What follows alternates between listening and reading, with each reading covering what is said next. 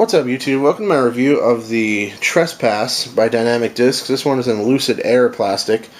I have another one that's in regular Lucid plastic, 170 grams. You can find my review on this one if you search it here on YouTube, in Google, or if you just go to my channel and look through the videos or the playlist. There's a Disc Golf Reviews playlist in there. You can find it in there. So I figured I'd pick up the Lucid Air, see if I liked it, see if I get even more distance out of it. And you know, I figured I'd post my findings here for a quick review for you guys.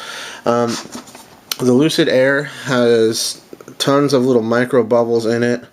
It is basically the same concept as Innova's Blizzard Champion plastic, and although it may have been Innova's idea, I think it is executed better in this disc than most of the Innova Blizzard Champion discs I've seen. That doesn't have any of the manufacturing flaws, like the rough edge like I had on the T-Devil that I bought.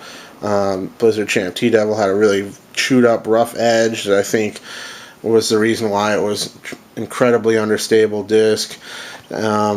But this one doesn't seem to have any of those manufacturing issues. The bubbles are super tiny and they're throughout the entire disc. I tried to get even look at them, but they're pretty hard to see. They almost look like sparkles through my viewfinder there, at least. But they're throughout the entire disc. This one's 153 grams, and it is still really, really stable. I was pretty surprised. I know that a lot of the Blizzard Champion stuff is still very, very stable, because even though it's lightweight, and this one is just like that. It's pretty much every bit as stable as my 170 Lucid Trespass. It's got this one's a little bit more rounded on top, which might give it a little bit more stability, and it's heavier, so it's going to give it just that little bit stronger finish at the end, just due to physics of a heavier object falling out of the sky. But this one is still very, very stable. It didn't flip on me at all. It finished hard left on several throws. If you got a tailwind, it's going to finish strong left.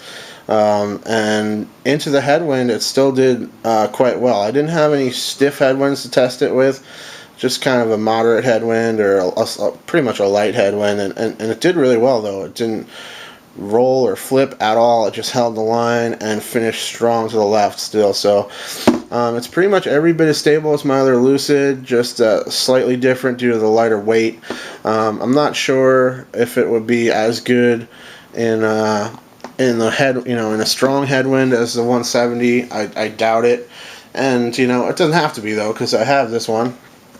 And I'll throw that into a strong headwind. It's probably my favorite headwind disc right now. But this Lucid Air plastic is the first Lucid Air disc I've ever owned. It is, I've never tried any of the other Latitude Air discs either, but this one has a really nice grip. It has a better grip than any Blizzard Champion disc I've felt. It's tacky, and it just feels really good. It has a really solid grip to it. I like it a lot. I would say that the regular Lucid has more grip. It's even tackier, and I like that. This thing has an amazing feel to go along with the durability. Just a beautiful disc. But the Lucid Air does a good job for that as well. So I'm not sure if I'm going to keep it. I probably will, just as a backup to my other Trespass, and I'll carry it and throw it for hyzer bombs and stuff like that.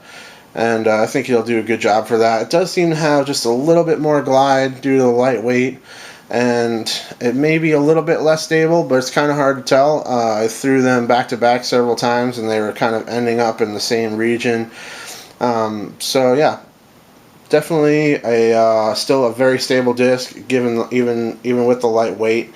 So yeah, I recommend if you like that lightweight plastic, but you still want to hold on to the strong left finish and stability of your other Trespass, I'd say give this guy a shot. Thanks for watching. Cheers.